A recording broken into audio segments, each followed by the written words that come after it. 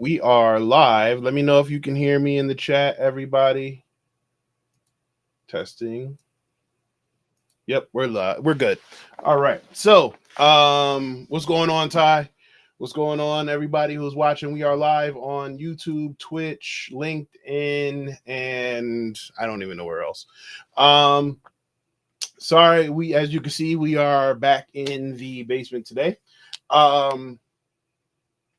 We were heading out I was heading out to head to the center, and to the parents, y'all know how it is, or remember when we were kids and it's like your parents were about to do something, or as a parent, you're about to head off and get everything going, and then it's like, oh wait, before you go, I have a project that's like due tomorrow, or insert random issue here. So I was heading out, and as I was leaving, my son tells me that his laptop has been acting weird and not booting up properly.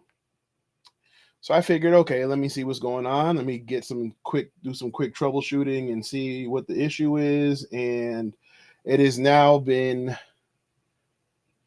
almost 4 hours that I have been troubleshooting this issue.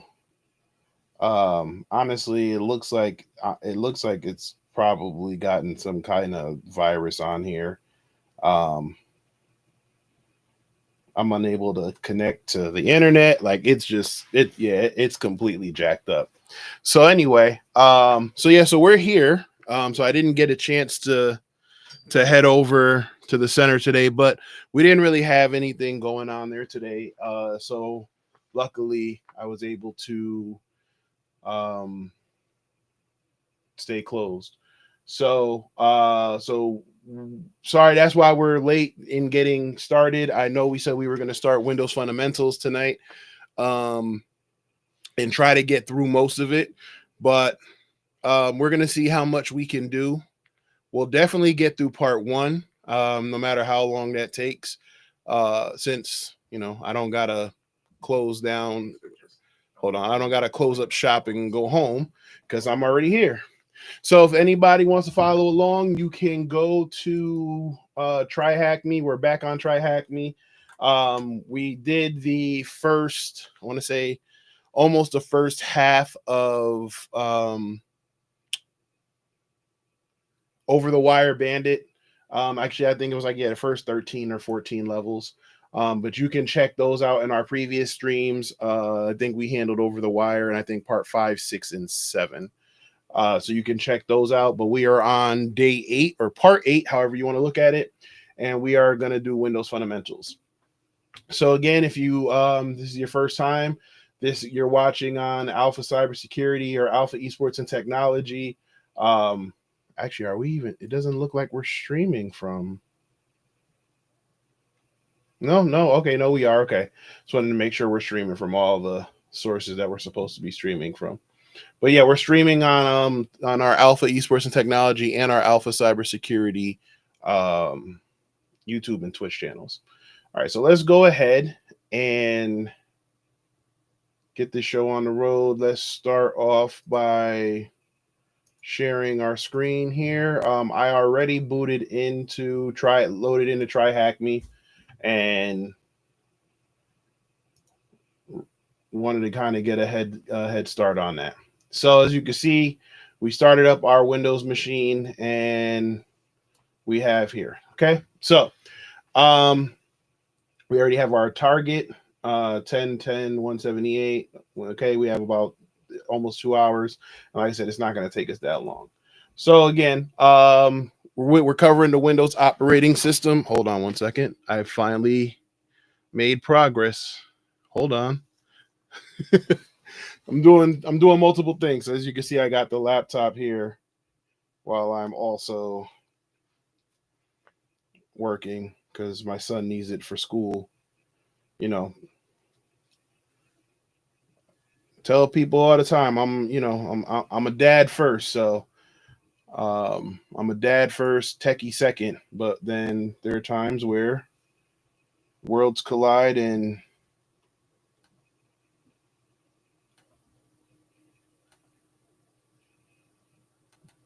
the dad needs to step in with tech stuff. So now that we have internet back, so basically, like I said, it took me like 2.5 hours just to uninstall everything, right? Like I had to go in and manually uninstall things, clear out things from the clear things out from the registry and everything.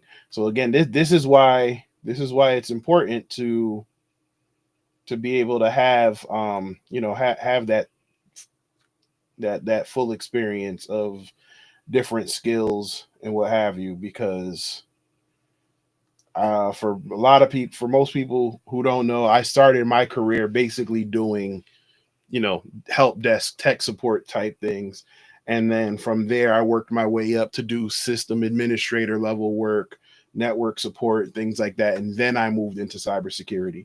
So it's good to have that experience. Those are things that will never go away. You're all People are always going to have issues, especially some of the the more vulnerable communities. So you know the younger generation and then senior citizens, they're always going to need some type of troubleshooting. So it's good to have those skills. I'll be honest with you. During the last recession years ago, back in 2008, um when I got laid off from Circuit City, that's how I made my money. Back when everybody was just clicking all the links on Facebook and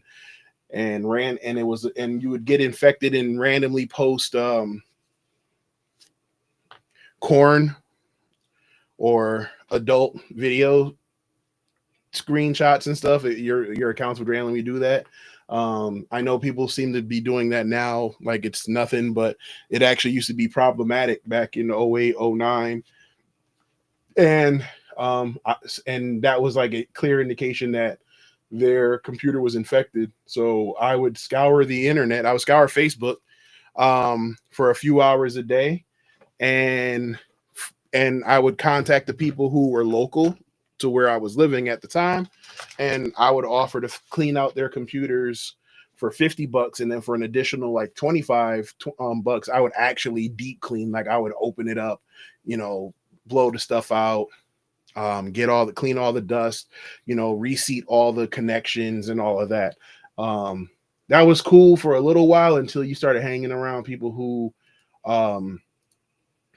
smoked cigarettes by their computers, and then it would get real nasty. Like the dust would, because of the cigarette smoke and the dust, it would get like, it would turn into like this tar like thing and like it was a pain in the behind to clean off on the fans and everything.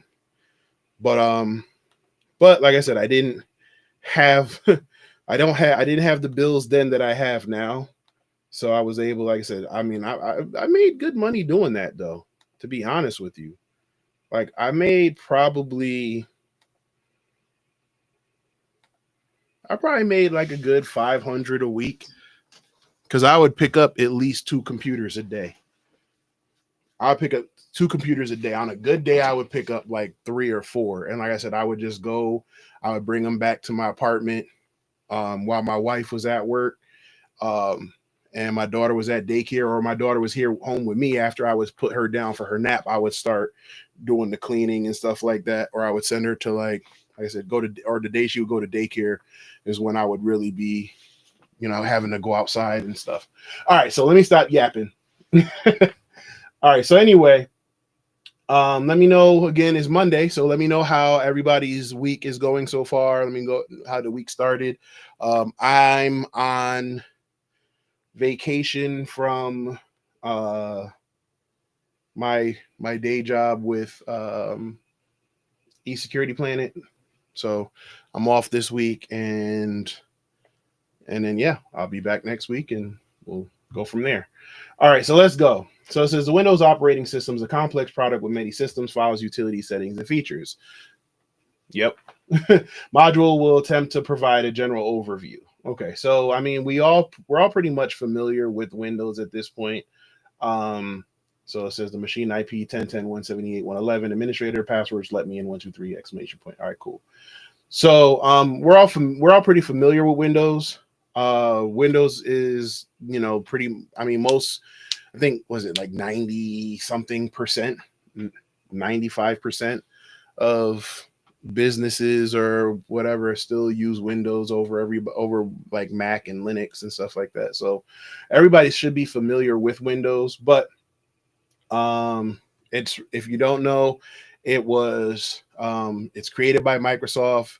Um, like I said, it's the de facto operating system that are pretty much with every PC that you get out of the store. You go to a Best Buy or you go to you know, a Costco or wherever, you buy a PC from there. More than likely, it's going to have Windows installed, unless you're going to buy an Apple product and you deal with the Mac OS. Okay. Um, Okay, so Windows right now, the current version of Windows is Windows 11. And then I think the current version of Windows Server is what? What is the current version of Windows Server?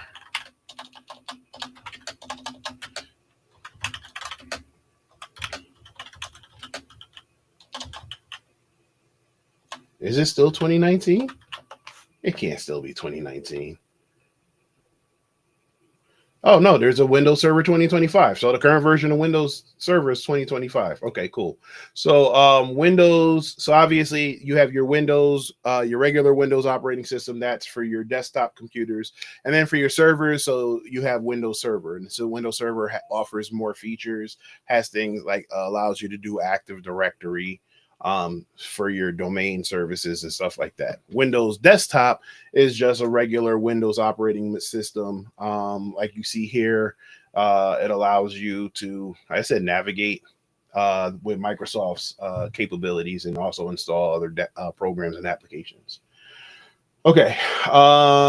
Windows XP was the popular one. It honestly, I loved Windows XP, but Windows XP did come with a lot of problems, and then they had to stop supporting Windows XP. Then they moved from Windows XP to Windows Vista.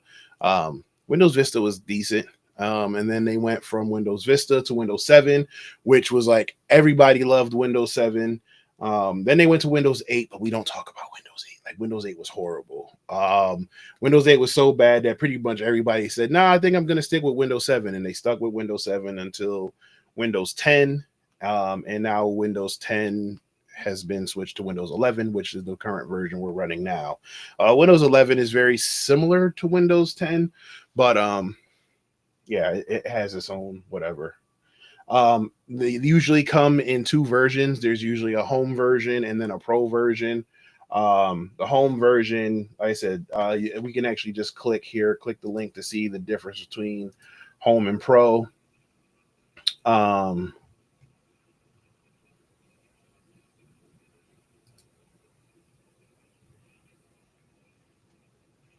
I said pro just has a couple more tools. Honestly, I'm trying to see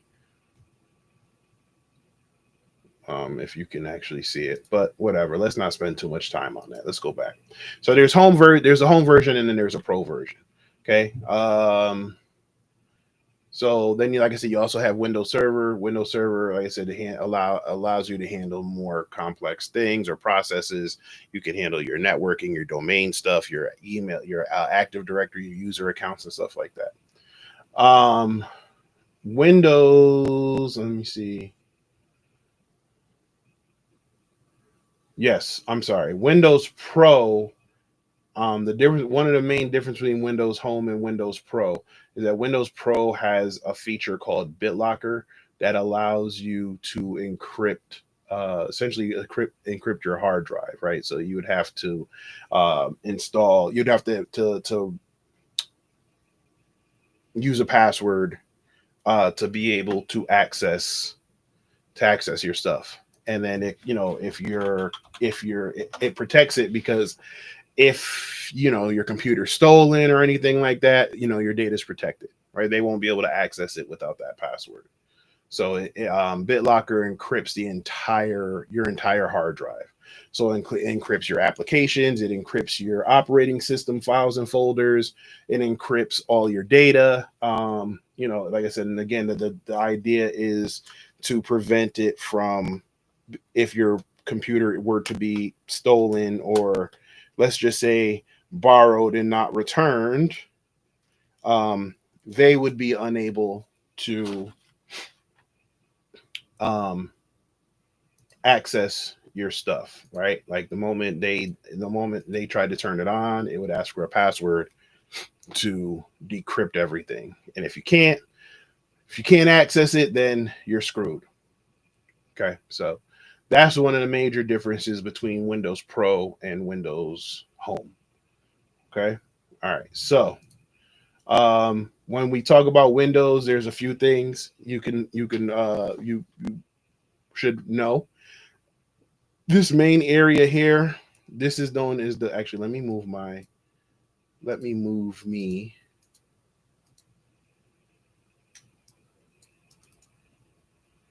Oh boy, come on. Let me move me some. Where can I meet? Where can I? Let's move me up here. Yeah. No, let's move me down here. All right, cool. All right, so when dealing with Windows, there's a few things you should know, right? There's obviously this main area. This is known as your desktop. Okay, so this is your desktop. These are shortcuts to, or links to, applications. Down here, this dark blue or black section, this is known as your taskbar. Here is your search bar if you need to search for certain things. So like if I just needed to, it's slow. Like if I wanted to look for the control panel, I could just type that in and it would search Windows, or it could even search the internet for it. If you have multiple tasks running, and then you have this would be your task view. That gives you a bigger look to see what activities are being ran on your PC. Over here, you have your time and date. Here's your network status right here. So usually you'll see this or the Wi-Fi and that will let you know if if you have internet. Then you have this section right here. This also brings up your tasks. So any things that you would have running, programs you'd have running, you would see it in this box here. Okay. Let's see. Then you have, let's see. Then you have this folder right here. This is to your file explorer. So it's essentially the same thing as these shortcuts or links. This is just a shortcut to your file explorer. So if you just click that, it would open up your file explorer, and then you could look for any folders on your PC, right? You could even click right here to go this PC, and then you can see other things. You can see how much disk space you have left. And then last but not least, you have your start menu. Again, you would click here to see whatever, to access whatever applications or anything else, right? Okay, so we went through that. So this is the desktop. I guess we kind of covered most of that. If you wanted to change your display settings, I mean, I don't think that's a test question or anything like that. But if you wanted to test your display settings, you could actually right click here in your desktop, and then you could either go to display settings, and that will allow you to make any changes if you wanted to make whatever changes, right?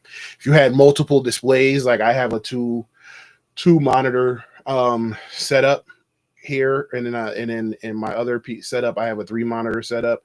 You can set up how you want your monitors to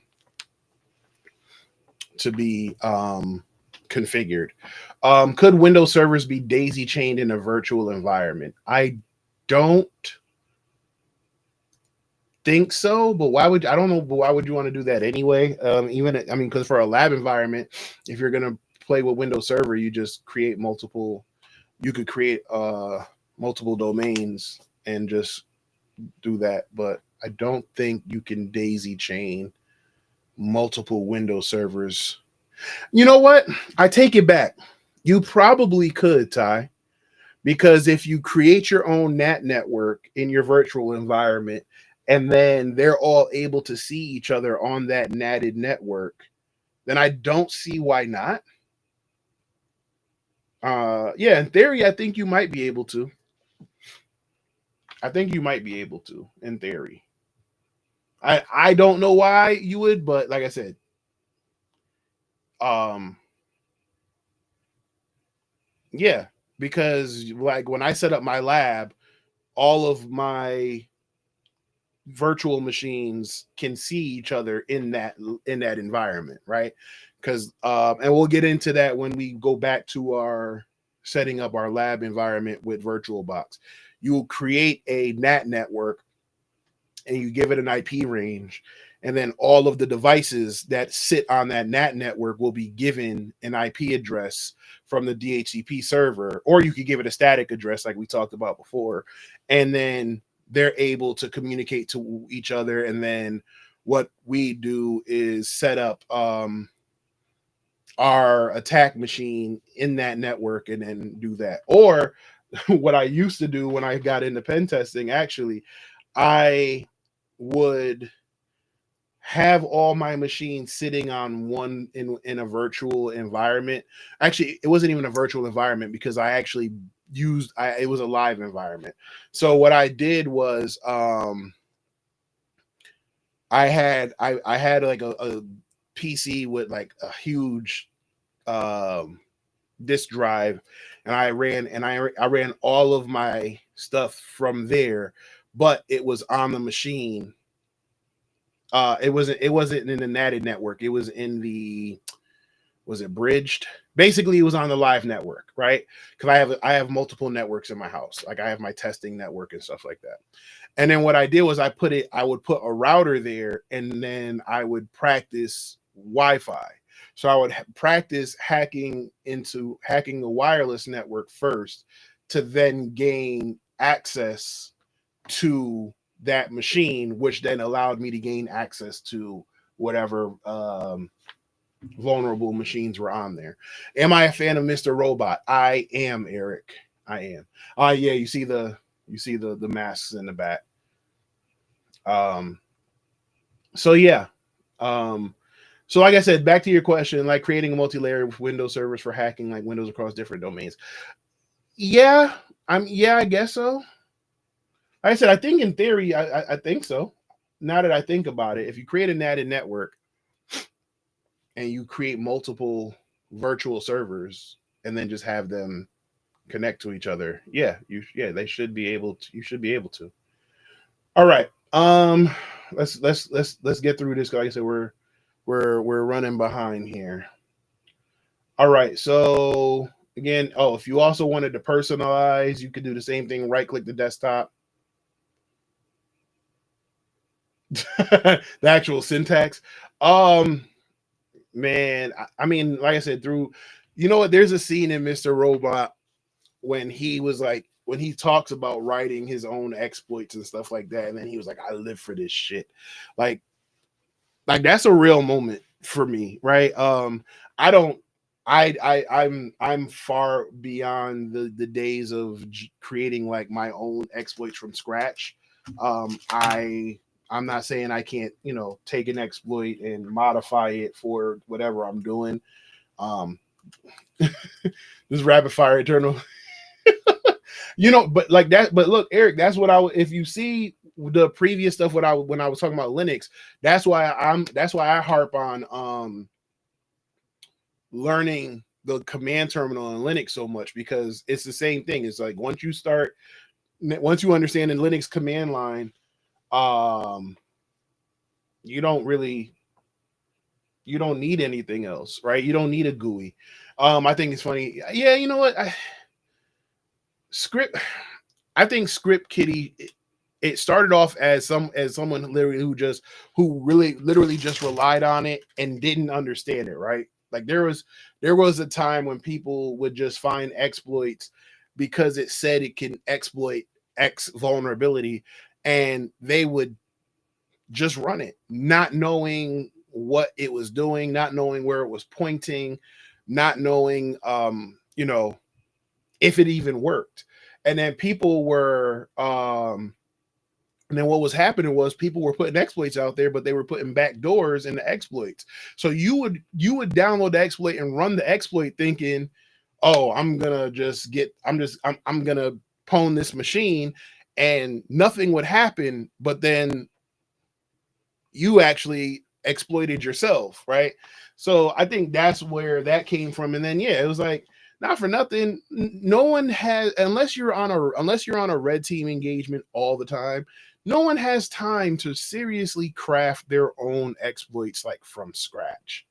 You know what I'm saying? Like, the business of pen testing and ethical hacking does not allow you to really generate like really complex exploits, right? If you're doing a bug bounty or something like that, then fine, right?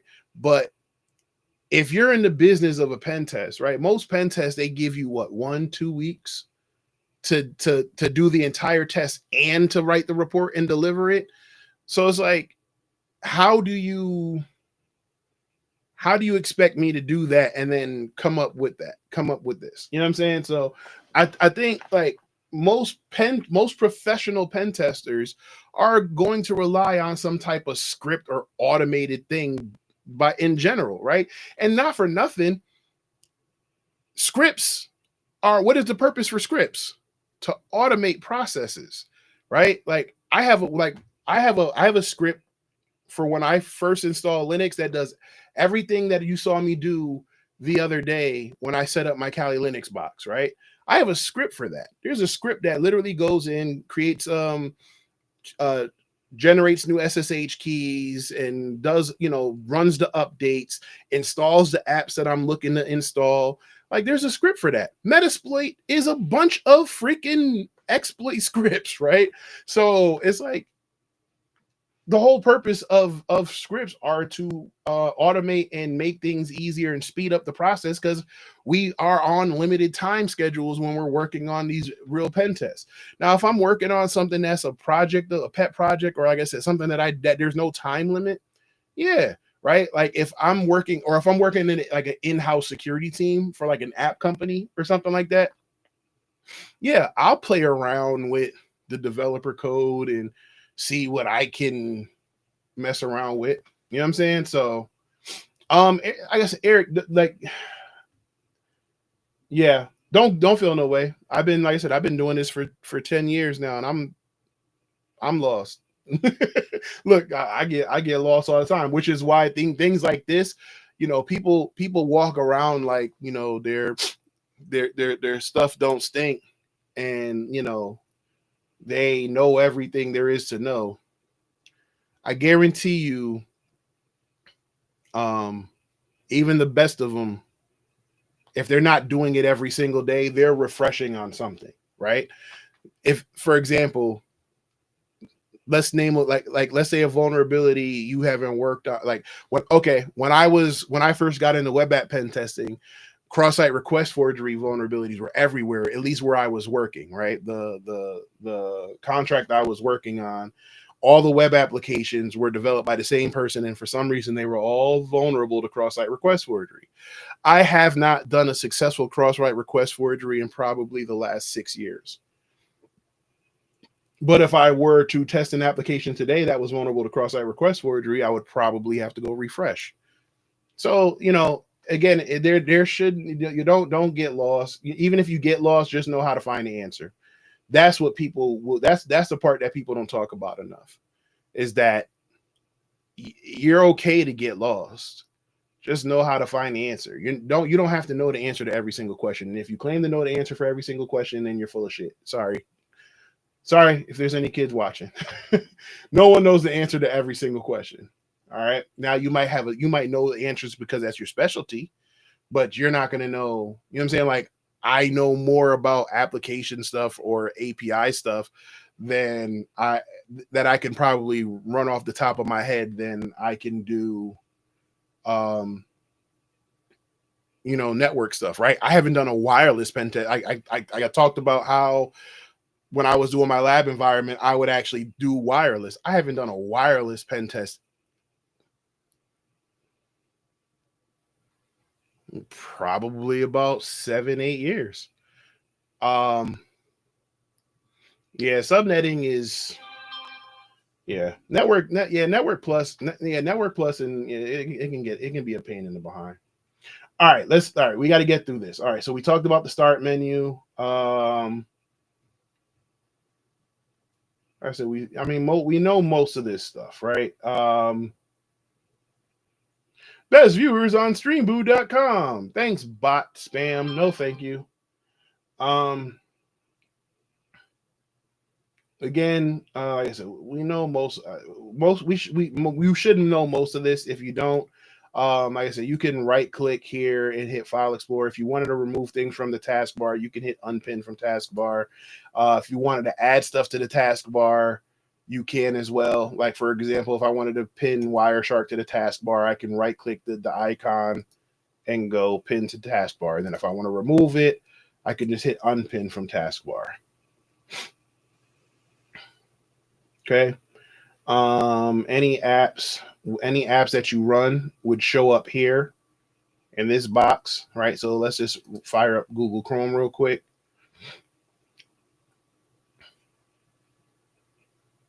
Okay, so if you look, when Google Chrome starts running, you'll see here in the taskbar, we have the Google Chrome icon here that says we have it, but usually it's also it should show up here, but like I said, the VM might be a little slow. Okay.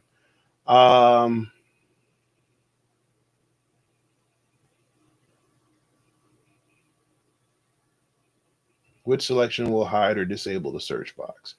Okay. So if we wanted to do this, if we wanted to get rid of the search box, we can go here to taskbar settings. We can lock the taskbar. We can automatically hide the taskbar on desktop if there was a tablet mode. We could use we could use a smaller taskbar setup, so you can see it kind of shrunk right there, and we can close that up. We can scroll down. If we select which icons can appear, or we can select icons on or off. Show taskbar on all displays is grayed out, so it doesn't let you mess with it anyway. But if you wanted to make changes, you would go there. Okay, so which selection will hide disable from the search box is hidden. Which selection will hide and disable task view button, show task view button.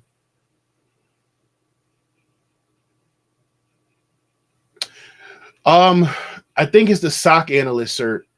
The SOC analyst path, Eric. Yeah, I think it's a SOC analyst path. All right, so we finished up this one. So let's see here. Let's see. Did we? All right, we'll quickly go through the file system. But before we do that,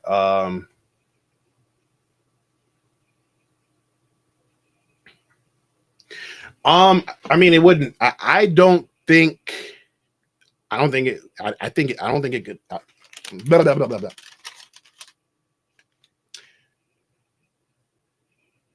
It couldn't hurt, right? If you grab that certification, yeah, it's literally hands-on, right? So I don't see that doing any damage. Like I said, I think it would actually be very helpful.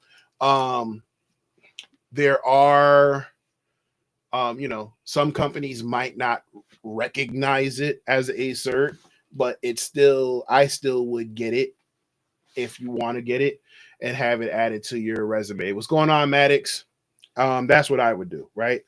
There's a ton of certs that are out there that the industry recognizes, like we recognize it, but for some reason jobs don't recognize it. Or there's some that are out there that the industry don't necessarily respect, but jobs require it, or because it's DoD, it's on the list of DoD certifications. That's why it's still there, right? I'm not going to name any names. But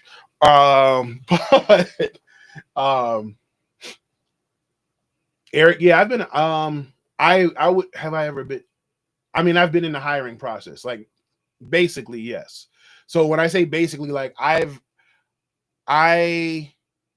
have never like sent out the offer letter, so to speak, but I've been in on the interviews. I've done the appreciate it, Maddox. Okay, Security. Well, Security Plus is a good start. Security Plus is definitely a good start. Yep, I don't blame you. And like I said, Security Plus is highly recognized and respected in the industry. So,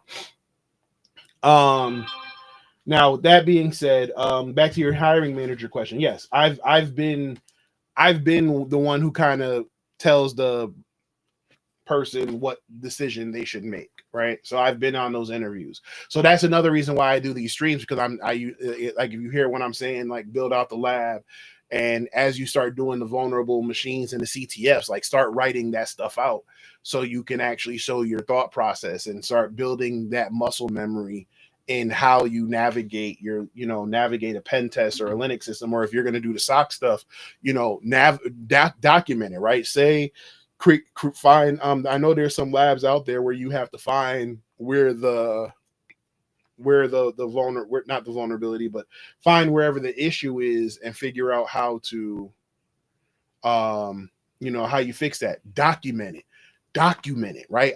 A few years ago, I used to tell people, like, create a blog. You don't even have to do that anymore. I don't care if you make a blog. I mean, I think it would help because it would get it out there and get more eyes on it, but still document it. And then when you go on these interviews, bring that stuff with you, right?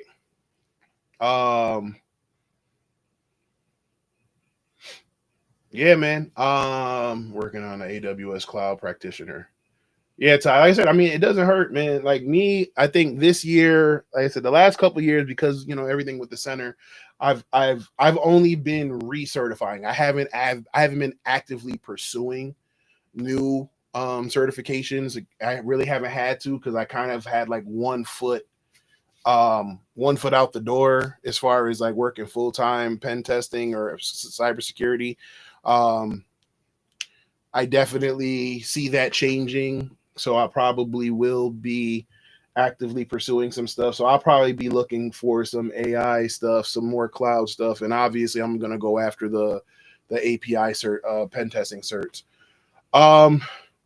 Hey, yeah, man, congratulations. Look, here we go. Hold on. Because since we're here.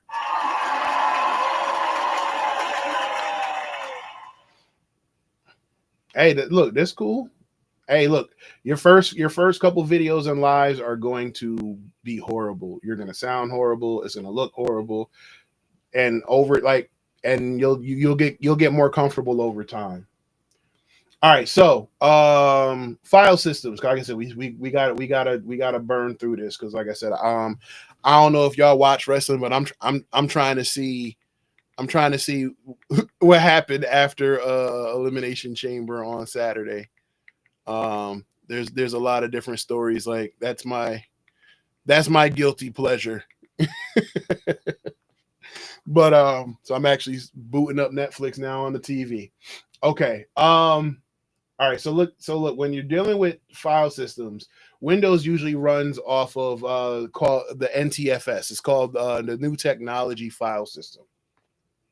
Before that, they had FAT16 and FAT32, and then they had another one called HPFS.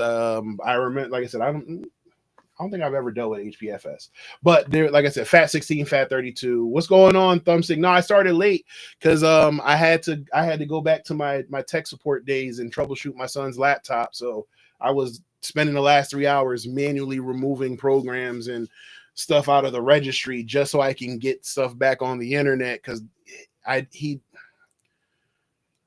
had some stuff on there that is like proprietary that he didn't want to remove if I just wiped it.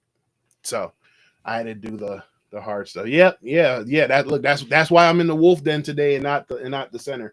Hey, but Thumbstick, I do need to link up with you about a couple things.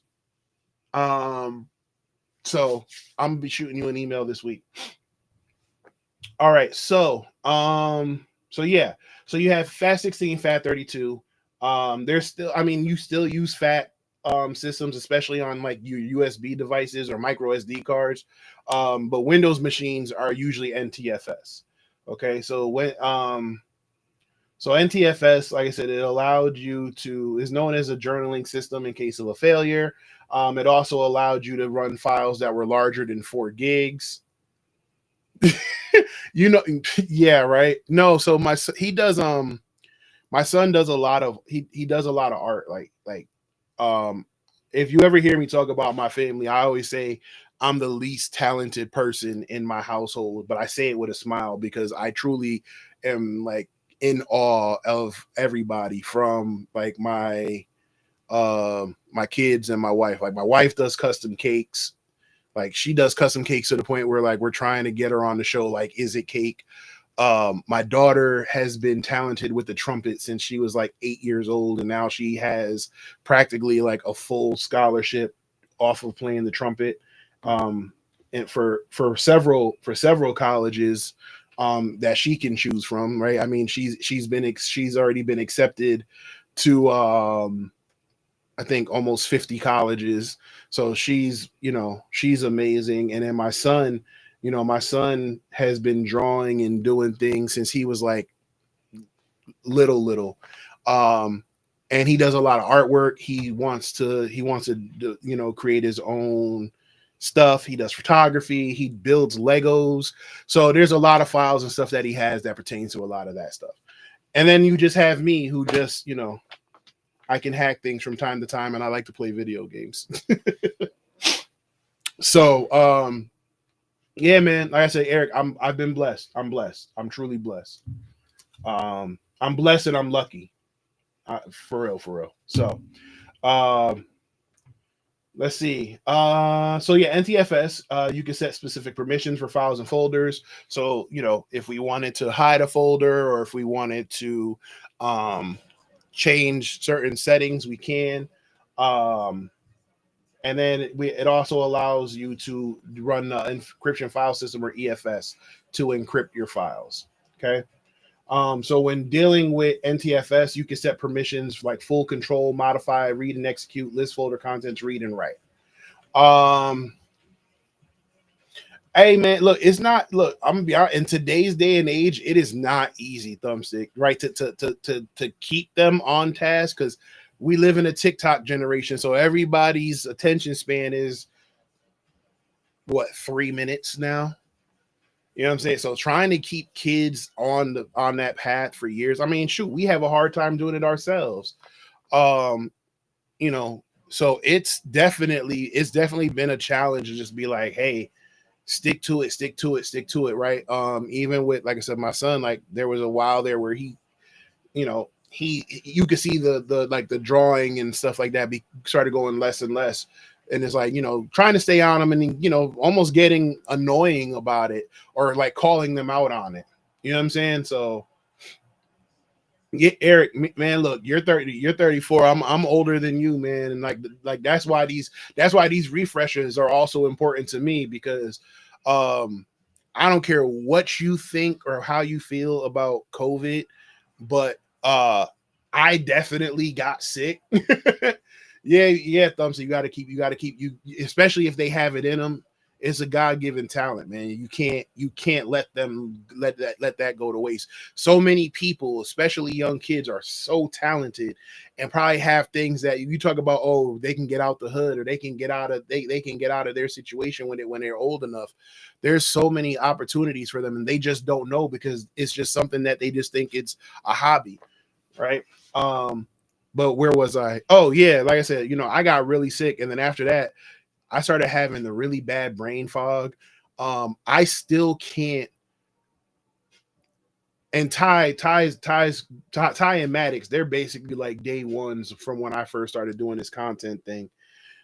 They know I used to go hard. Like I was on pen test after pen test.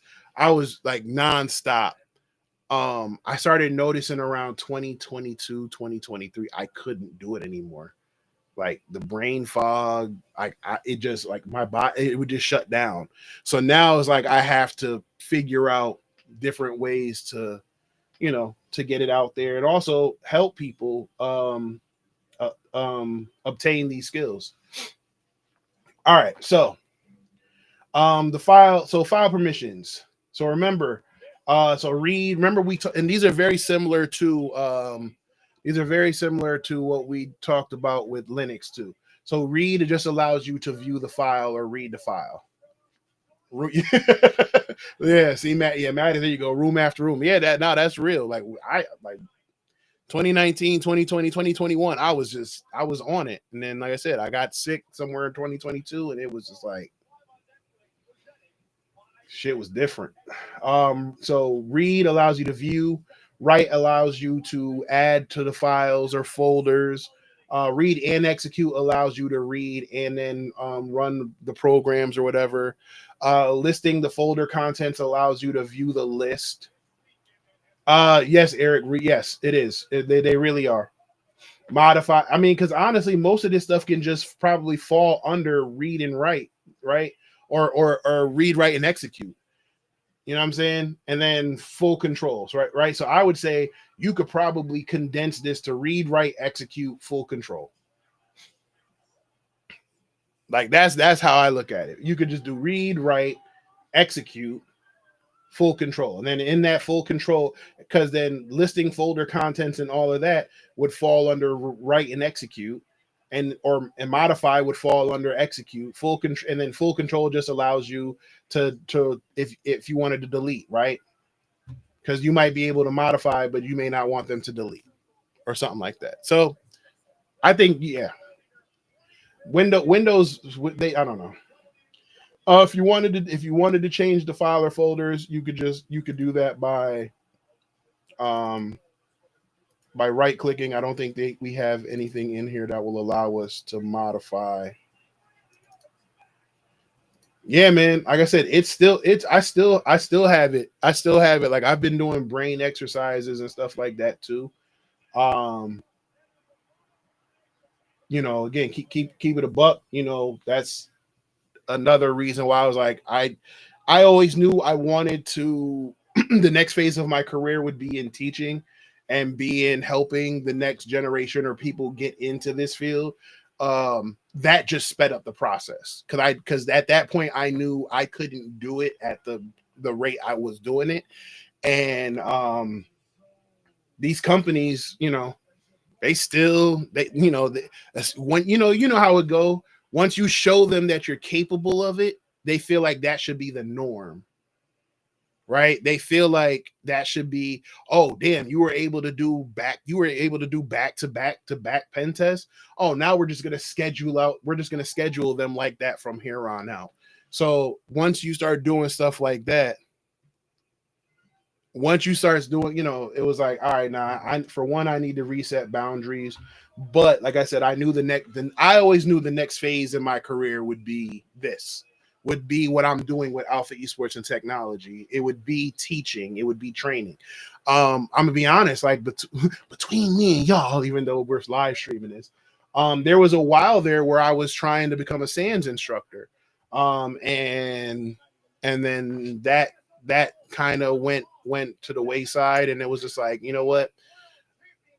Stop trying to beg to sit at everybody else's table. Right? I can do it myself. Right? If I went to a SANS or another organization, right? They're paying me to deliver my knowledge to their students. Why do I need someone else's? And I'm not trying to be rude, but why do I need someone else's? What's the word I'm looking for? Permission to do what I wanted to do. So that's just how I'm looking at it. So yeah. But like I said, I did that, and then I did I have the LinkedIn learning courses. But now, like I said, I'm developing my own course stuff. I'll be announcing that soon. Obviously I'm doing these free streams. I'll also be doing some stuff, probably behind the paywall but that'll be other things. But I wanted to do this stuff first. Learning Chinese helped me and I review. No, man, like I said, it's like, it's definitely, it definitely got challenging, and it's still, I'm not gonna lie, it still is. Okay. All right. So we went through the file system with Windows System 32 folders. So the system, so let's just go here real quick. We go here, we hit C, and then we go to Windows, right? So the Windows folder it contains all the information you pretty much need for the Windows operating system. Okay, it doesn't necessarily have to stay in the C drive, but it doesn't necessarily have to be the C drive. But like I said, the Windows drive, the Windows stuff is the Windows folder is usually where most of the operating stuff is.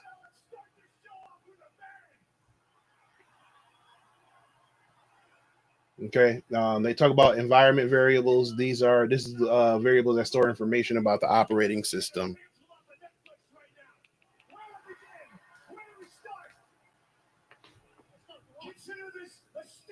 And then you have your System 32 folder. So let's scroll.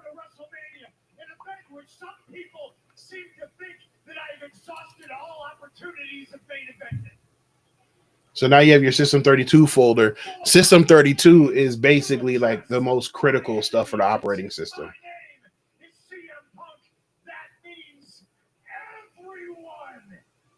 Sorry. What are your thoughts on the Pentagon?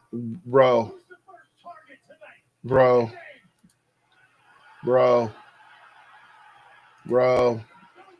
I'm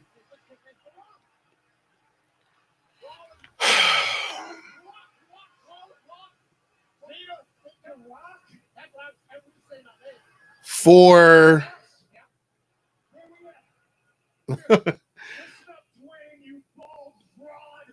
so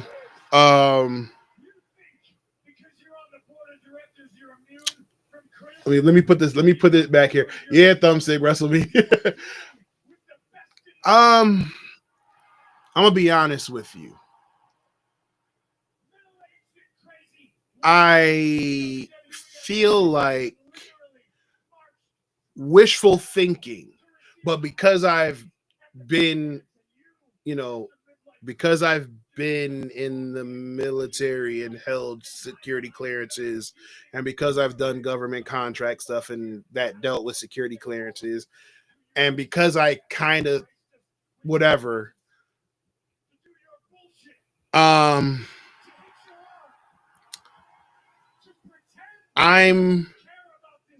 hoping that halting cybersecurity offensive capabilities is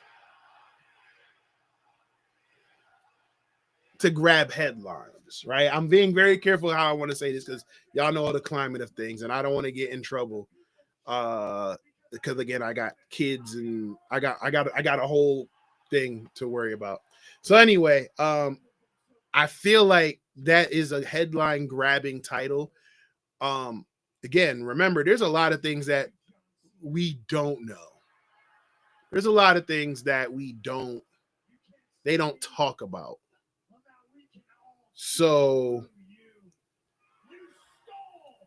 I feel like they're saying that, but that's not the case. I'll be honest with you. I would hope that that's not the case. I would hope that they truly aren't halting things. But then again,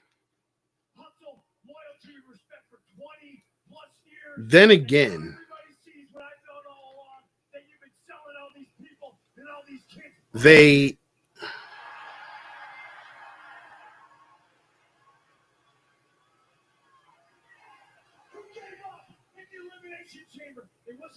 okay. Yo, wait, what? Yo, punk going off.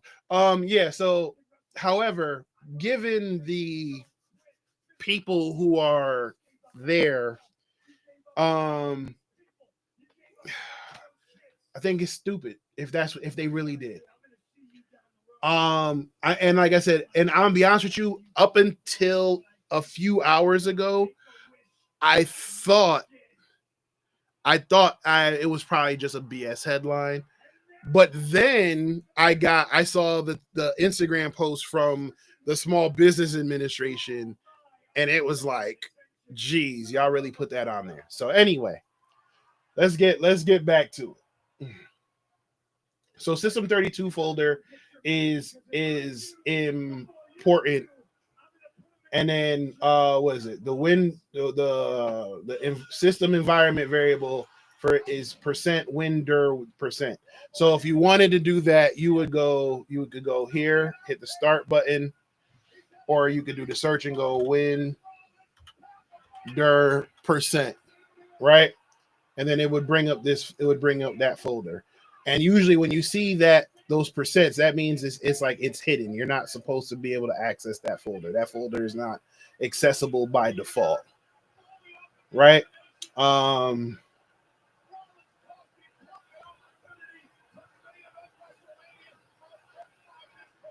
right. So user accounts, profiles, and permissions. So you have regular users, and then you have admin users, right? That's the same. It's the same idea as Linux systems with a regular Linux account and then like a root or sudo account, right? So obviously, a regular user can access whatever they have permissions to access, and then your admin accounts allow you to access pretty much everything and have rights as an admin. So you can add, delete, modify, and all of that. So again, for example, like my son's computer, my son is a regular user, but on his laptop, I am an admin level user. So that's why I'm able to do certain things. Or if he wanted to run certain programs, then it would bring up the the user account controller, user access control, the UAC, which I'm sure we're going to get into in a little bit. And then I have to type in my password to allow that to happen. Now, with that being said, I probably should have done that for allowing him to install all applications, because that's part of the reason why we have the problem we're having now. And I've been spending the last 5 hours or 4 hours, I should say, because I was able to get back on there. So it's running a virus scan now. So hopefully whatever is found in there, and then we'll run the rootkit scan, and then hopefully he'll be good. All right. So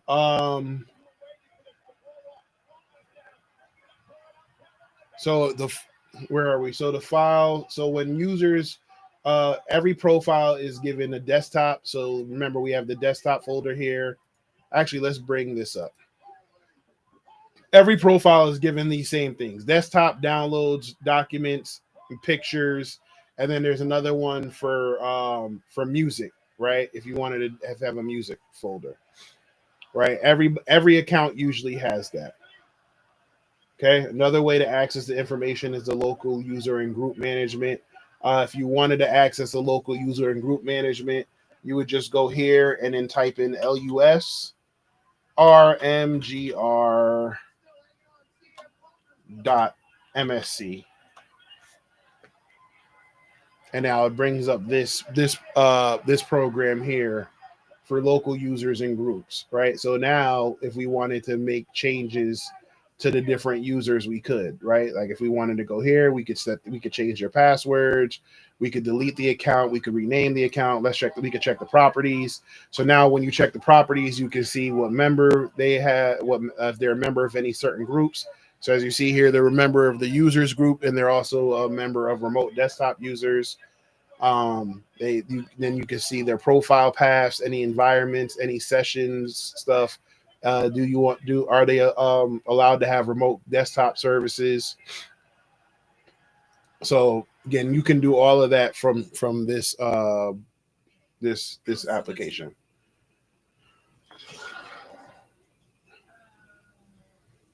Okay. What is the built-in account for guest access? Is the guest account. And then what is the account description? I'm sorry. I didn't. I should have brought that up. Let me see. LUSRMGR.MSC.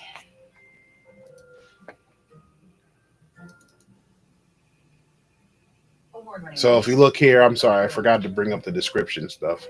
So built-in account for administering default user account by the system, built-in account for guest access, and then this is a user account that they created, and the description says Windows Fun 1. Okay. All right, so we can close out of there, close out of there. So now user account control. So remember, that's what I just talked about. User account control basically is like running a sudo command for Linux, but it's the Windows version of it, right? So basically what the user account control does is there are certain applications that you might want to be ran as an administrator or ran as a privileged user. For example, my son, on his laptop, I have certain tools and applications that I use that I don't want him to use, or if he tries to use it, it will then bring up that user account control prompt, and then I would have to type my password in. So it's essentially the same thing as the sudo command. Okay. It says no UAC by default doesn't apply for the built-in local administrator account. So again, if you're an admin account, you don't have. If you're in a local admin account, you don't have UAC because you're essentially the root user. There's nothing above you. Okay. So for example, like it says, if you wanted to run Wireshark installer. Oh no, yeah. So if you wanted to run the Wireshark installer, it should ask us if we want to run that as an elevated user. If it'll let me. It's like I said, the VM is kind of slow. But basically, when you double click it, like you go to run it, it'll say basically, are you sure you want to run this? Do you have permission to run this? And then you would type in your administrator password to do it. Right? Okay, so here we hit run. Oh no, it's actually going to let us do it. No, let's not.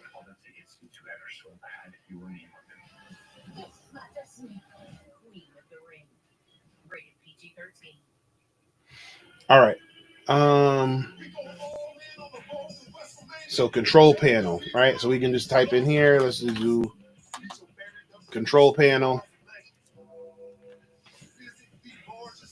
And now this is the category view. But if we wanted to break it down by icons, we could do this. I said I prefer this one because it just, like I said, allows you to see everything, right? But if you wanted to look at like the Windows settings, so I show you control panel. Windows settings is here. So you would just click this.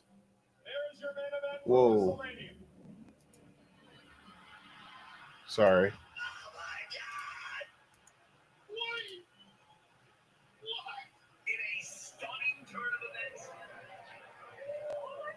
Yeah, so if you wanted to see everything here, you would click the Windows button and then hit the cog button to bring up the Windows settings.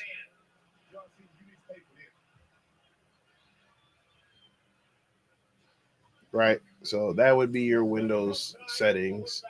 And then your control panel, like I said, you could bring up the category. Okay. If you wanted to bring up the network and internet set stuff, again, you can go over here where the network icon is.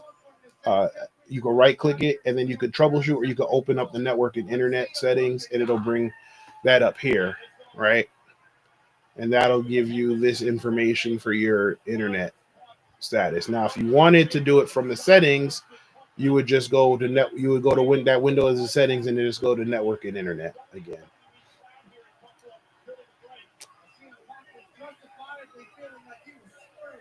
All right. Background. I mean, that's more vanity stuff, but whatever.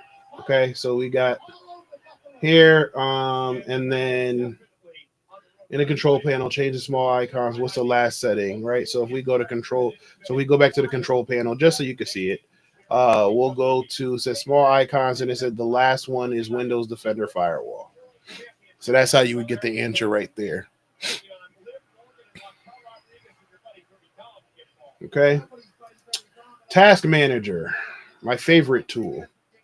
So if we want it, so Task Manager, there's a few ways you can do Task Manager. But the Task Manager gives you information about the applications and processes that are currently running, right? Like I said, Task Manager is my go-to whenever whenever a Windows computer isn't acting right. First thing I do is run into the Task Manager and see what's going on. So like I said, so if you wanted to, if on your computer you could actually hit Control Shift and Escape. I don't think it'll let me do it. Actually, it brought up my Task Manager. But if you wanted to bring up Task Manager, you can go to this. You could go to the taskbar down here. So this dark section here, hit right click, and then you can go right here to Task Manager. And then it says there's no running app, so you don't have to worry about it. But you go, and then you just go to Performance. Right. So again, this is where I would go. Right. So if once I start seeing, hey, it's acting slow or whatever, I'm going to the Performance tab in the Task Manager. Yeah, thumbstick for real. Like I'm going here. Like I'm looking at the performance. I'm looking at the memory. Look, see how much RAM is being utilized. Right. And then like I said, and then I'm going into the processes. Here you can check. You can you can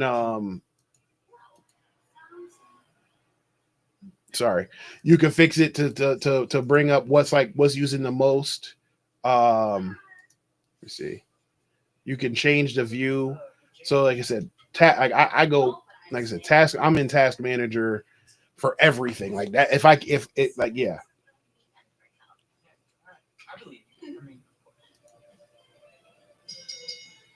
So, all right, here you could go in here and see the user information, so you can see what users are currently logged in. And then again, here's more information about like application details. So it's basically, this is like the process. This is like the processes when we were in Linux, right? And then you have your services. You can see what services are running, what services are stopped. If you need to restart a service, you can do that as well.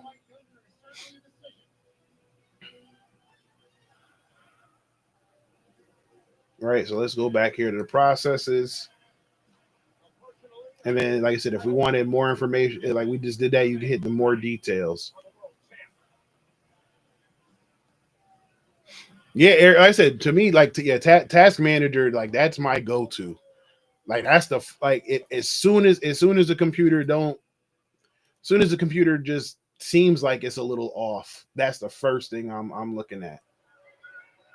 All right, and then that's it. We are done with Windows Fundamentals Part 1. So we can go ahead and terminate this machine. So like I said, we've been going now for about an hour and 20. Yeah, SSD write speeds is also another one. All right, so now we are done here. Let's go back and we can do Windows Fundamentals 2. Let's see, what do we have here? Sure. Why the not? Like I said, it's not like I gotta go hurry up and go home. So we're gonna go ahead and start our machine for Windows Fundamentals 2. And while we're waiting for that to boot up, the first thing they talk about is a system configuration. So MS-config, this is another one I do for troubleshooting or diagnosing stuff. They have a documentation if you want to look that up. Let's see. I'll just click here real quick. So this is how to troubleshoot any type of configuration error. You would use MS-config. Right. So MS-config, like usually when I'm going to MS-config, I'm trying to see what processes are running. Which one? Which graphics card? Is it the Radeon or the? I'm gonna be honest with you. These graphics cards are so dang expensive. Mm. No, I didn't see that one, but yeah, the Radeon. Like I said, I looked at the Radeon ones over the weekend. And like I said, those are about $600. That's better considering the Nvidia 50 series is like, they want like damn near 2 grand. Yeah, for my home mental, like thumbstick. So I'm in the process of having to upgrade the video cards at the center because I want to get them all to like I want to get them all to like 4060s. Okay, you have a 4080 with a water block. See, like you're good. Like so, like this PC I have at home, I am running a 3070. Yeah, this is a 3070, either a 3070 or a 3080 in this one. And then but the PCs at the center, they're a little bit older because I didn't really need anything crazy because I was only running I was running the regulars, the Overwatch, the Fortnite, Rocket League, Roblox, Minecraft. So I didn't really need anything crazy. But now as I'm now we're gonna be running okay, so I'm running something almost something similar at the centers, right? But now as we get, with Marvel Rivals, so next, like for example, next fall or this fall, I should say, this fall I'm launching. I'm running. Not only am I running a STEM league, which y'all the first to hear it, but I'm running Rainbow Six Siege, Marvel Rivals, Overwatch. I'm still gonna run Fortnite. And Rocket League, and then League and Dota, right? So those are gonna be the main stuff that I'm running, but I'm gonna make a major push for Siege and Marvel Rivals. So that requires a little bit more. I mean, I can run Marvel Rivals and Siege now, but it is a bit choppy. So if I want to, basically I want to be able to run them for competitive standards. So I have to upgrade them, right? Um, I wanted to run COD because there was a local COD Challengers team that wanted to play, but COD League wants like COD League wants 4070s. Yeah, COD League wants 4070s, and like I'm listen, like I'm not I don't have enough people in there to justify 4070s. And honestly, and I know we're getting off script a little bit here, but honestly, I feel like I feel like on the esports side of thing, I feel like I get it, PC master race and all of that. I get it, right? And I also get that you can move a lot faster um, on keyboard and mouse than you can with controller. But I do feel like from a competitive perspective, I feel like esports is I feel like it's almost like a form of gatekeeping, right? Because why would I spend $2,000-3,000? Yeah, you don't need a 4070, but like, why would I run? Why would I try to spend $2,000-3,000 on a PC when I can get a $500 console, right? Right, but my thing is, it's like, oh, you can't you like there should be console leagues. I'm sorry, there should be console leagues. If you're gonna do cross-platform play, hey, let the controller players give it a shot, whatever. But I feel like there's a whole community of gamers out there Yeah, there's a whole community of gamers out there that would probably whoop a lot of behind or whoop a lot of ass, because I'm gonna say it, but they can't afford they can't afford that kind of PC. You know what I'm saying? So they can't even afford a PC. So that's another reason why I kind of have the center, right? Right. You know what I'm saying? But it's like I think they need to. There's gotta be some type of common ground, because, like I said, you got a bunch of people. Like I have a young lady. She's got to be 11 now. She's got to be 11 now, but she would probably wipe the floor with most kids in Fortnite. And because she doesn't have a PC, she actually plays from keyboard and mouse on her console, because she was like, oh, because she found out all of them had to do that's how they did it. COD was console, and then it switched to PC. And now it's PC. Yeah, so it was PC, then they went to console, and then they went back, and now they're PC again. And now it's PC with like I said, PC 40. Look, hold on. Don't get me the lion.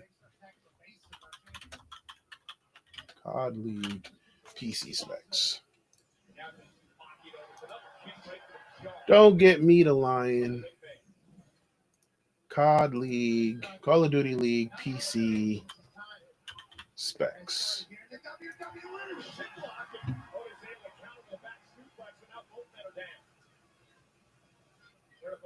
Um,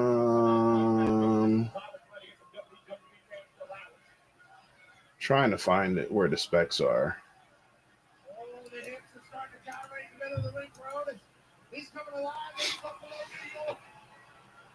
Nice. I haven't been to a COD champs yet. Like I said, I went to the Rainbow Six major that was here.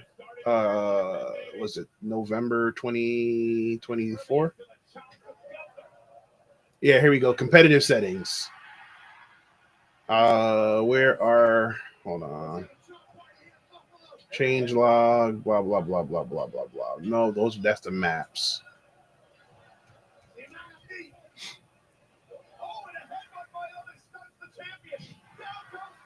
Game settings.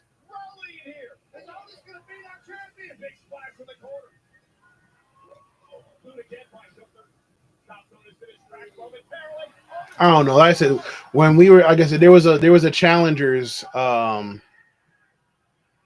shook hands with Sensor and met him, and now he's the world record holder for the most pull-ups in a day. Getting it certified. Now that's, hey, look, you know what, man? And like I said, I'm glad that they're getting out there, and it's becoming I'm not even gonna say more popular, like, or popular again, because like during obviously during the pandemic we didn't have nothing to do, and that's when it really blew up. But then it was like you had everybody's like, oh my god, it's a waste of time, and blah blah blah. I'm glad that that people are getting an opportunity to get out there and you know be be themselves, man, and do what they love and make money, because they're making money. I just need my Atlanta phase to be a little bit more consistent. I mean, not only get me wrong, they won the minor in the first major, but I need the but actually I'm not even gonna complain, because you know what, they lost to Vancouver, and Vancouver gave LA a run for their money. So Vancouver is just good. So I ain't even gonna trip. Yes, here we go. Pete, boom. So it says, so CDL PC specs has to have at least 16 gigs. No, that's not right. That's, can I run it? That's not right. So anyway, like I said, I'll tell you the story. So I was meeting with a COD Challengers team um right before, was it last year? It wasn't Black Ops 6. Yeah, no, it wasn't Black Ops 6. So it was last season's Toronto Ultra. Okay. But yeah, so it was, like I said, it was right before Black Ops 6. It wasn't Black Ops 6, I should say. It was the last one. And we sat down and they were like they wanted to do, so you know how it's set up. How Call of Duty League is set up. They have like 3 or 4 weeks of they have 3 or 4 weeks of, okay, so they want, okay, PC Call of Duty. This still isn't CDL League. All right, hold on. Let's get back to it. Let's get back to this. All right. Yeah, we were in serious conversations about them running, whenever they played, they were gonna play out of Alpha Esports and Technology. They wanted to do, and like they would have their team members fly in, and they would play the qualifiers basically out of the center, and then they would travel to the majors. And when we were going through the process, they were like, okay, yeah, let's do it. But they were like, you gotta upgrade your PCs to 4070s. And like I said, we looked at whatever website they looked at, and it was, like I said, they wanted 4070s, and it was just like, I wasn't about to spend that kind of money per PC. Um, they weren't like they weren't gonna be able to. It's not like they were paying me enough to cover those costs. And like I said, it was already, financially, it was already kind of challenging. All right, let me stop yapping. All right, so MS Config. MS Config is my other favorite tool. Right, so I don't know what I just typed there. MS Config. So this is my other favorite tool. So basically, it brings up the system configuration, but it's not bringing it up right now for some reason.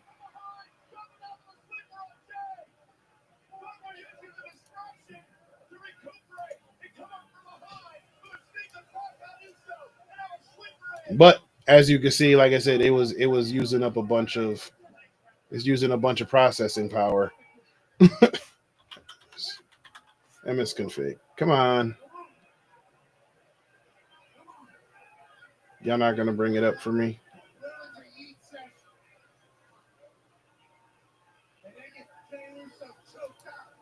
There it goes.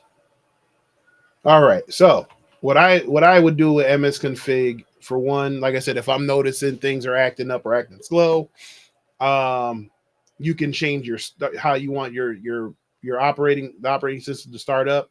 You can do a normal startup where it loads up all devices, drivers, and services. You can do a diagnostic where you're just loading up the basic stuff just to get it to start up, or you could do selective, right? So here's where, like, so you can get real, granular as far as what you want it to do, right? You can do a safe boot. Same thing with here. You can check your services and see what services are running, what services are stopped. If you want any services to be stopped or disabled, you can do that here. Startup, any items that are here for startup, you can actually go down the list and stop those as well.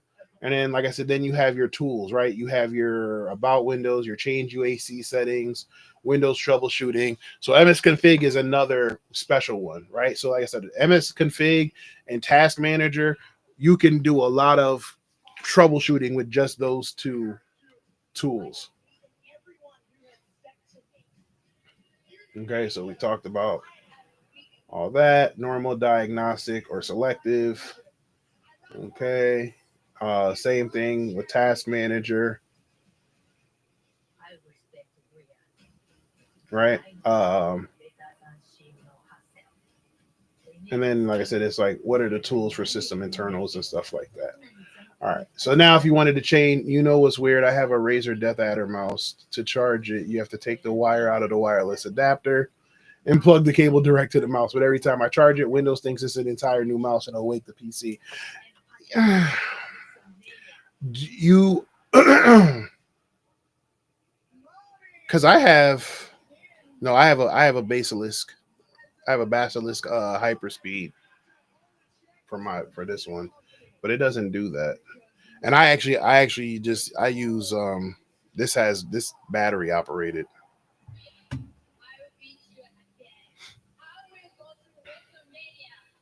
All right, so user account control. So here you can change how strict your user account control is, right?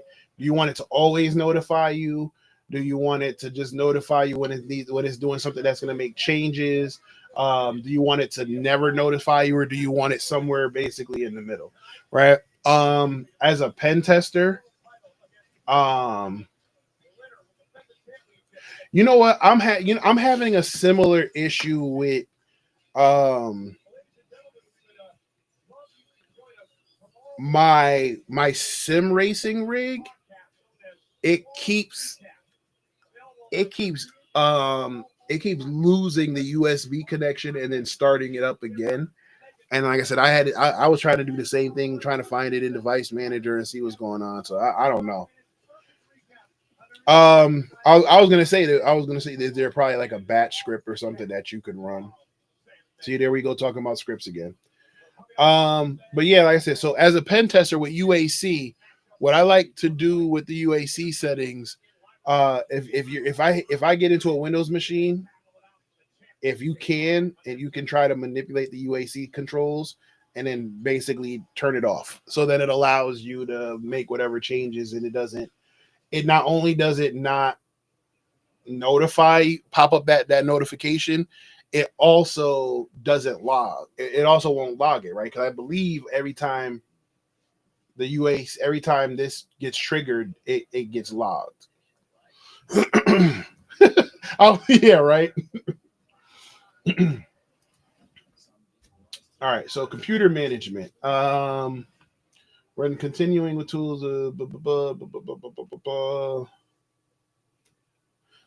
So with computer management, you can basically run certain tasks. Um, think of this like, I would say, think almost like the like cron jobs in in Linux.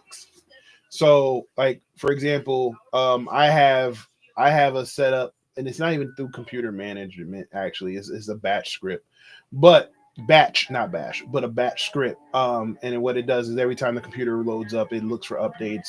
It immediately looks for updates. It immediately tries to clean everything, and then once it cleans everything, it reboots it.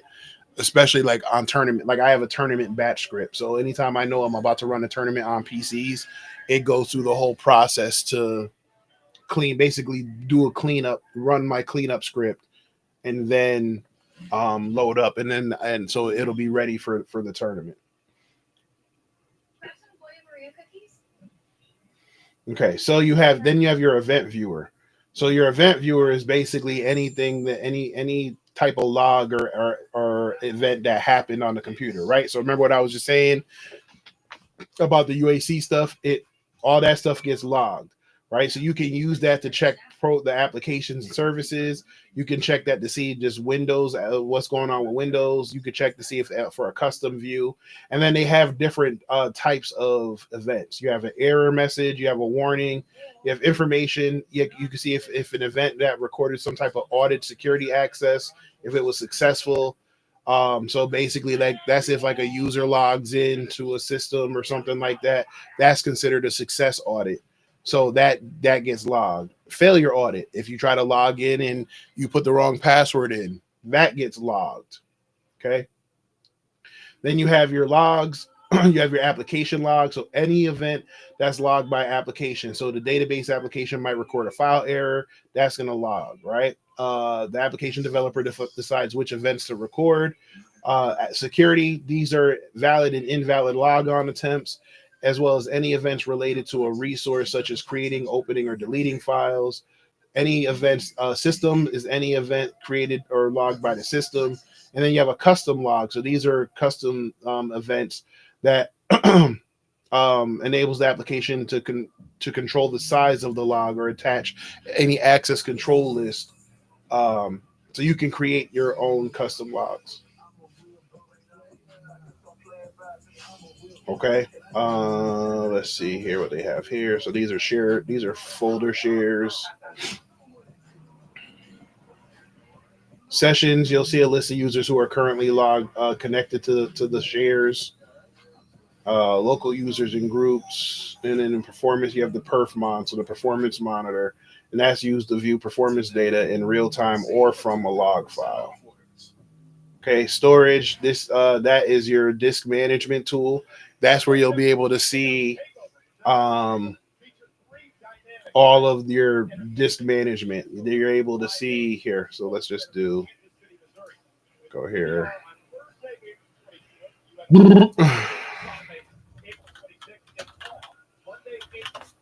All right, so we go to disk manager. So you'll see there's 2 disks, right? There's a 20 gig drive, and then you see this is the system reserved for your primary partition for your operating system stuff, and then you have your C drive.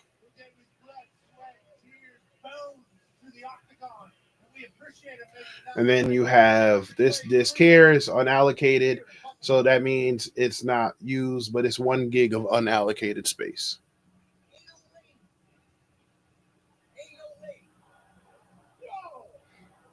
Okay, so here it is. Like I said, here's where you can kind of make, if you needed to make another partition, if you needed to split your hard drive up and create a new disk drive, you can do all of that here in disk management.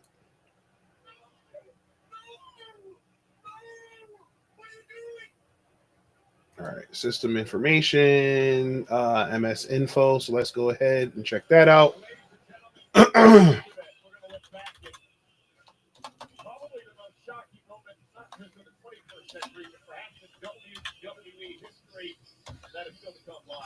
All right, so MS info, that brings up your system administration, your system information, not administration. So here, like I said, you can see the operating, it will give you information. So the operating system is letting you know is Windows Server 2019. This is the build, the system name. What's the best way to extend? Oh, I'm dual booting in Linux and Windows, but I made my partition small and I'd like it bigger. So, geez, what's the name of it? What Linux operating system are you using? I mean, where does love involved without talking trash? Stop with this. The song and dance, really? The routine? I'm not John Cena. Maybe the WWE universe. All right, so I think you can. I think you need to you can resize it. I'm trying to remember there's an actual program you can run in Linux.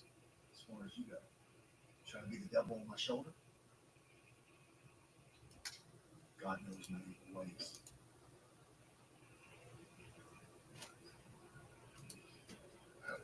Okay, you're running Linux Mint. Okay. Tonight, Monday Night Raw is brought to you by Cricket 5G. Smile. You're on Cricket. Ivy Isle could be smiling in a matter of minutes. She has an opportunity. I said, I think there's a. Man, I'm trying to remember. But yeah, like I said, if it's unallocated, Eric, if it's unallocated, you should be able to do it from Mint. I'm trying to remember the actual command for it, though. Yeah, it is basically Ubuntu, but that's what I'm saying. You should be, like I said, you should be able to do it from Mint. Like I said, if it's unallocated, I know I'm gonna have to probably do that. I'm gonna have to probably do something similar because I have a dual boot. I have a dual boot. I have a dual boot mini PC that I'm using as my Steam game server as well as my Minecraft server. All right.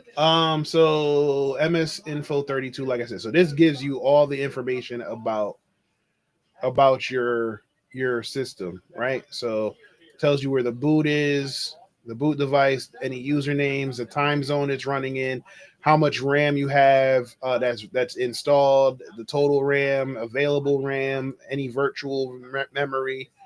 It gives you all that information. If you need any hardware information, you can look for any conflicts, right? You can look here, forced hardware. You can check the IO logs here, components. Again, select you could, and so your multimedia. So this will be any your CD-ROM, your sound devices, right? Any input, so your keyboard and mouse device, your modem, your network adapter information, any serial ports or parallel ports you have on the PC. So your storage drives, disks. Um, yes, it's running. So basically, yeah, it's I can just install them locally. It's like a local server slash LAN cache server.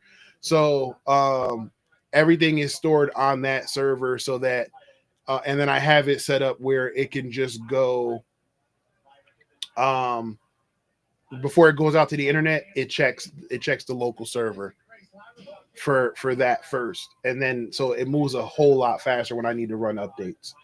Um, and then um, and then like I said, with the Minecraft server, that's set up so when we do our online Minecraft stuff, like our kids can access our Minecraft server from home or from wherever they're playing from.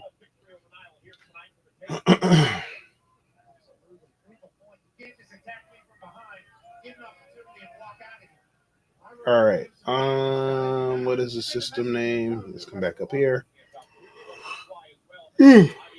So the system name THM WinFun, and then it says in under environment variables, what is the value for ComSpec? Yeah, see, mine is yes and no. Like I said, when you have 17 computers, it gets really slow to update up, like 20, 30 gig updates, right? Like I hate whenever there's a new Fortnite update. I used to dread it because that means I would have to kind of get there like early to make sure, do them like almost, maybe two, three at a time, right? Now, because all I have to do is download it once onto that LANcast server and then just have it install locally, it moves so much faster. Okay, so under environment variables, no, no, we don't have multi gig because the plaza that we're in doesn't have it. Um, Knock on wood, if we expand and we're successful enough where we can get a bigger space, oh, I am definitely trying to get uh, multi gig internet.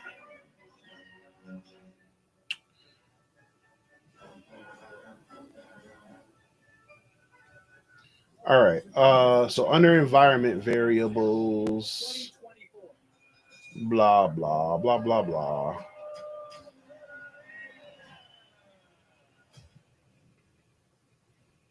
All right, let's close all this stuff up. Go to environment variables, and then if we wanted to look up environment variables, the com spec is here, right? If we wanted to answer that question, so that's there. Okay. Oh, Resource monitor. And again, if you look, even though Windows is more graphical user interface GUI based, if you look, there's a lot of commands, right? Again, it's so much easier. Yeah, I have fiber, but I only have I have what, a gig? Yeah, I have gigabit. I have gigabit in at the house, and then at the center I have like one and a half, 1.25, something crazy. But so resource monitor. This basically is displaying any CPU, memory, disk, network information, right? So think of it like task manager, but it's kind of giving you a little bit more, well, little few more details.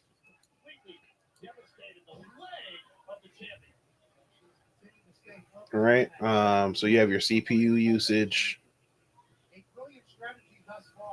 right? So again, not like I said, not nothing too crazy. You know what? Yeah, they do offer. Oh, they offer 2 gigabit. You know what? That was like a lot of places in Georgia have Google Fiber, and everybody that I know that has Google Fiber swears it's like the best thing ever. We don't have Google Fiber up here, so it doesn't. We're not privileged.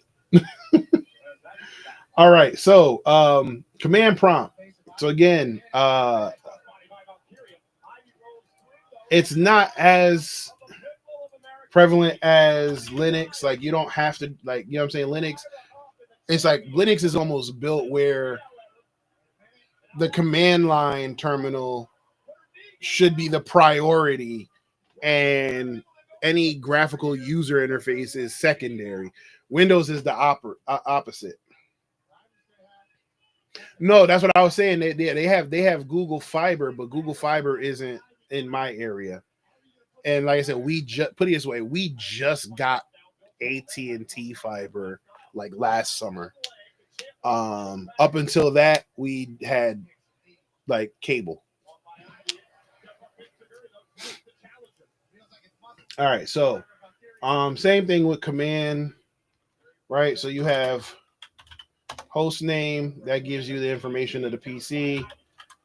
Who am I? That's if you want to know the user. I don't think you can. Yeah, you can't do PWD here, right? So you can't do clear in Windows. You have to do CLS in Windows for clear screen.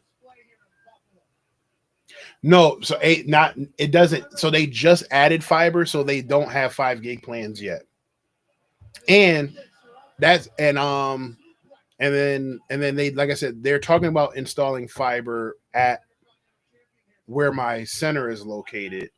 So no, AT&T, yeah, no, AT&T doesn't have 5 gig yet. They only have 1 gig right now because they just started installing it. So the plan for 5 gig is probably going to come later on, but right, yeah. But and then like I said, I talked to an AT&T rep the other day about that. Do commands work in terminal? Yeah, power. So Linux commands work in PowerShell, but Linux commands don't work. All Linux commands don't work in Windows, right? So there's some that are universal, right? Like who am I works. Um, so host name for Windows, I think it's host in Linux, right? Instead of if config, you type in IP config, right? Like I said, Linux doesn't have clear, so Windows has CLS, right? If I needed to navigate a system, I can't do. I don't think I can do LS, right? LS is in that, so it's dir, right? If I wanted to navigate to the desktop, I don't think I can do CD desktop. Can I? Oh, I can do CD. You can do CD desktop. I know it, right? Or you can do CD dot dot. Okay. I think it was C8. Isn't it also CHDIR desktop? Okay, so that's back in my day. I don't think you could use CD. It was CHDIR. to change directories, but now you can do CD, right? Right. So like I said, there's some that you can use in command line that you can't do. See, I keep doing clear that you can't do in Windows, but PowerShell, you can. PowerShell has the option to do that.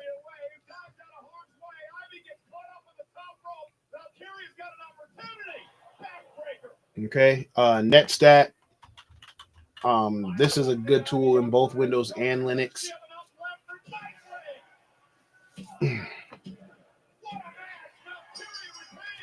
Okay. My chest hurts. So basically, didn't Windows recently implement SSH? I mean, it looks like it.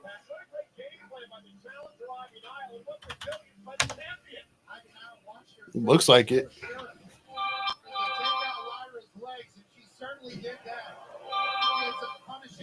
Not sure. I've been doing it for a few years. Yeah, like I said, I don't know. I just use Putty for most stuff. SSH.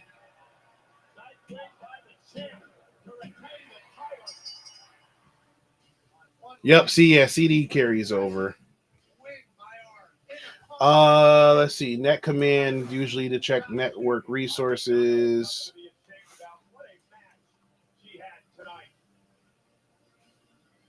And then yeah, if you wanted to see information about a user, right, you could do net user, and then you could type in. You could see this, right? So again, I know net user because I said that's one that I use a lot. Like I said, if I'm on a Windows machine or I'm pen testing a Windows machine. Okay. Whew. Then you have regedit. Regedit. Don't go into the registry if you don't know what you're doing. What's going on, Victor? So like I said, the Windows registry is like the hey, what's going on, Joker? So Windows registry is the central hierarchical database used to store information, configure a system with one or more users. The registry contains information. Windows continually references operations like profiles for the user, applications installed, property sheet, what hardware exists, and the ports being used. Yeah, no, yeah. If you, I'm showing my age a little bit. Naughty by Nature had a song years ago, and at the end of it, it was like, if you ain't never been to the ghetto, don't go to the ghetto because you don't belong in the ghetto. So stay the F out the ghetto. That's how I feel about that's how I feel about the registry.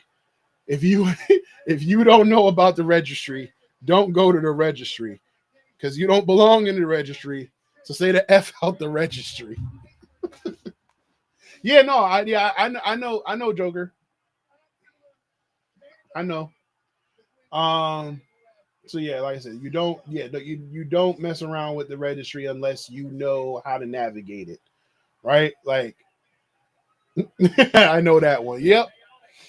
Like that's how I feel. Like that's how I feel about the registry. If you don't belong in the registry, stay out the registry. Yes, ghetto bastard.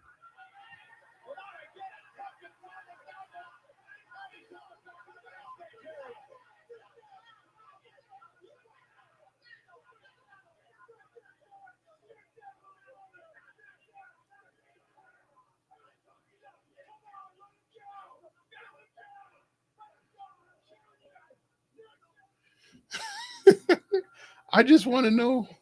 I just want to know if. I just want to know who attacked Jade. Glad. I appreciate it, man. Um. Yes, like I said, so the registry, like I said, registry is again warning. The registry is for advanced computer users. Making changes to the registry can affect normal computer operations.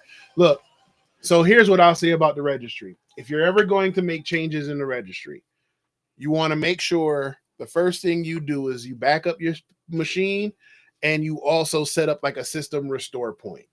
before you do any work in the registry, you make sure you have those two things backed up, because if you do anything to the registry that you're not supposed to and you make changes, you're going to want to go back to it. And trust me, you don't want to mess around and then have to basically wipe the machine, right?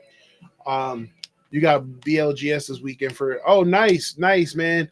Hey, look, Joker, I know I still got to catch up to you about after the Overwatch scrim.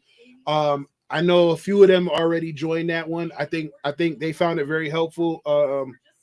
I mean, we could probably try to set up some type of regular cadence for that too.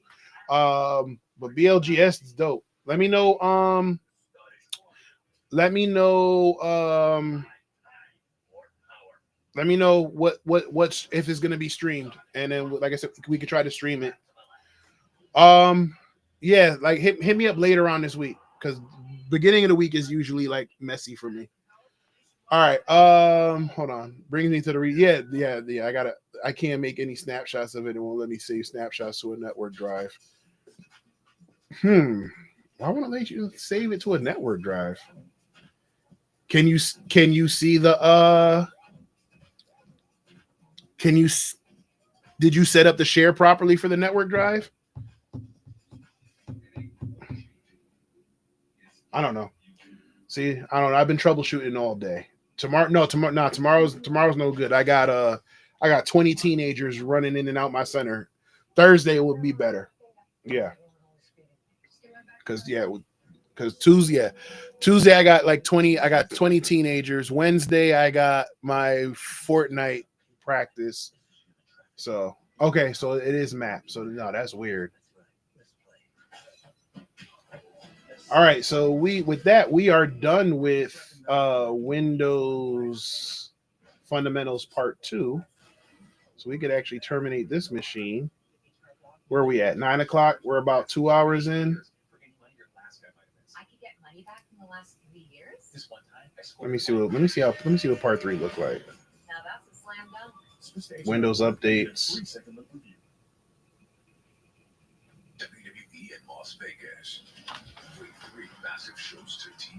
Windows security.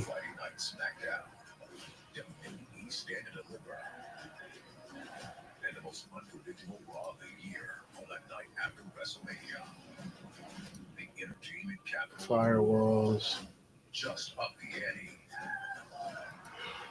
I need a full I need to do, I got some things I got to do with the roster first. But we definitely got to get them set up.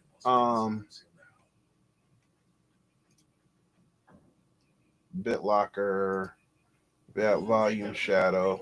Yeah, okay, I think we'll stop here. Yeah, we'll stop here.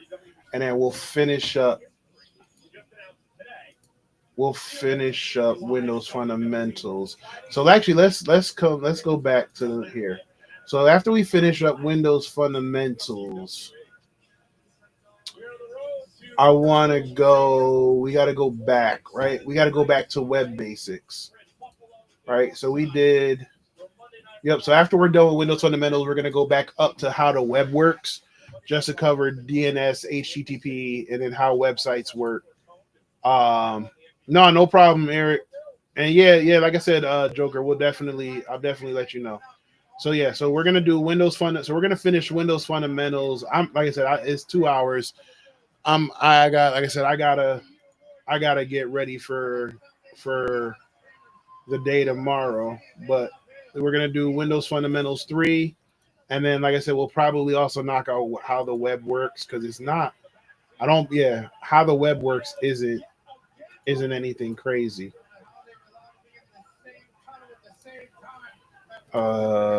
Websites.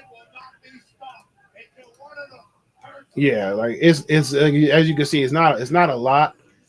All right, cool.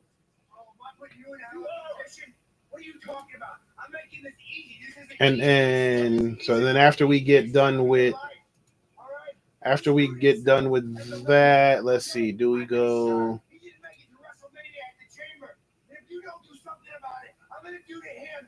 We can look at careers. Oh, there's some more command line stuff we can mess around with, which I think we'll do.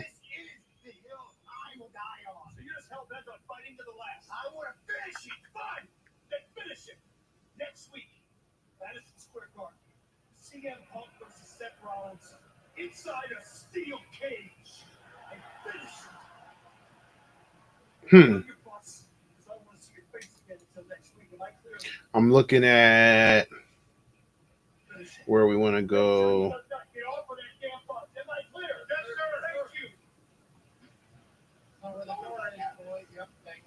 Let's see where we want to go from there.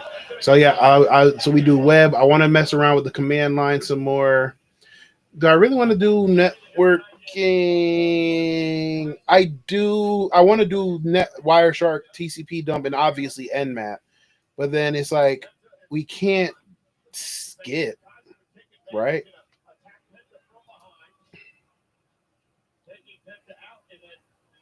Yeah, I was Air Force. Well, actually, funny thing, I was Army National Guard first, and then after circumstances and things like that, it was decided that me staying anywhere close to my hometown at that time probably wouldn't have been a good idea. So we switched full time Air Force. Um, yeah. So let's see, cryptography.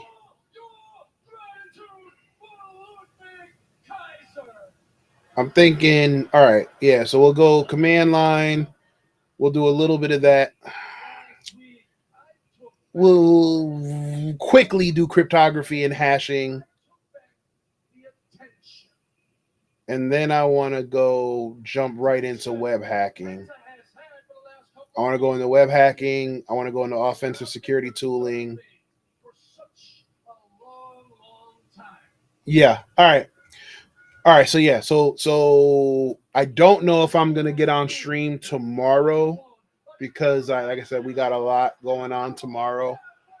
But Wednesday evening we'll do Windows Fundamentals 3, and we'll do how the web works, and then like I said, we'll clear that up, right? And then I think that will be good. Oh, yay. Introduction to pen testing. I mean, there's a lot we can cover. And there's really a lot we can. I like these paths. I'm not mad at these paths. There's a lot we can cover. So, all right. Like I said, we're gonna drop it here tonight. Like I said, I'm gonna go ahead. So, y'all go ahead. Y'all be safe. I will talk to y'all. Cause the other thing I want to do is I want to check out Meld Studio because I want to see what that looks at too. So I'll probably fix that too. There's just so much going on. All right. Y'all be safe. Thanks for tuning in, and I will see y'all. If I don't see y'all tomorrow, I'll definitely see y'all on Wednesday. All right. Peace out.